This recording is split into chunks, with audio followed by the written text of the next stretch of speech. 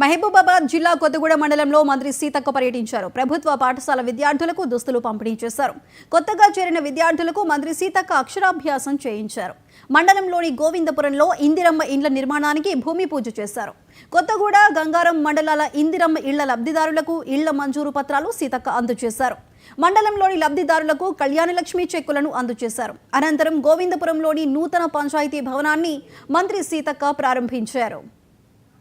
కూడా పెంచడానికి ఇంకా వచ్చేటువంటి లబ్ధిదారుల సంఖ్య ఇంకా ఏమేమి పిటిషన్స్ ఉన్నాయో చూసి పేదవాళ్ళు ఉంటే ఇంకా కొంచెం 150 పెంచడానికి కూడా ప్రయత్నం చేస్తాం. ఎందుకంటే పూర్తిగా వెనుకబడ్డ ఏజెన్సీ మండలాలు, గ్రామాలు, అదేవిధంగా అటవీ గ్రామాలు, వ్యవసాయం కూడా తక్కువ ఉంటుంది, అటవీ ఎక్కువ ఉంటుంది. కాబట్టి వాళ్ళు సొంతంగా కట్టుకోలేనటువంటి వాళ్ళు చాలామంది ఉన్నారు.